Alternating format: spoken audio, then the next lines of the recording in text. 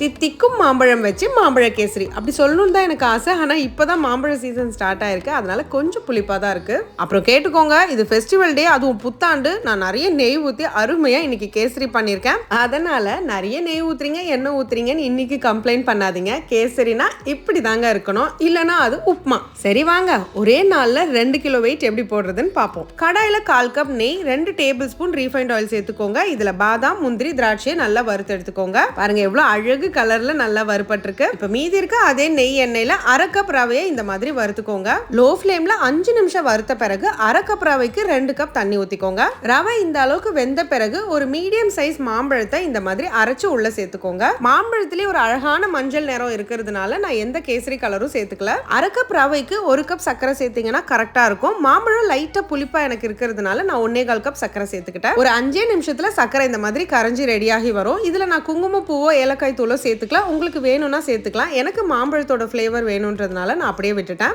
இதுல 2 table spoon நெய், 2 table spoon காய்ச்சின ரீஃபைண்ட் ஆயில் சேர்த்துக்கோங்க. அப்பதான் உங்களுக்கு கன்சிஸ்டன்சி பெர்ஃபெக்ட்டா இருக்கும். இப்போ இதுல வறுத்த முந்திரி திராட்சை, டியூட்டி ஃப்ரூட்டி, அதோட வெள்ளரி விதையும் நான் சேர்த்திருக்கேன். ஆக்சுவலி எண்ணெயும் நெய்யும் சேர்த்து நீங்க யூஸ் பண்ணீங்கன்னா தான் உங்களுக்கு கல்யாணத்துல எல்லாம் சாப்பிடுவீங்கல்ல கேசரி, அந்த கன்சிஸ்டன்சி பெர்ஃபெக்ட்டா கிடைக்கும். 4 மணி நேரம் ஆனாலும் சும்மா தல தலன்னு இருக்கிற கேசரியை மறக்காம லவ்வோட இந்த புத்தாண்டுக்கு சமைச்சிருங்க.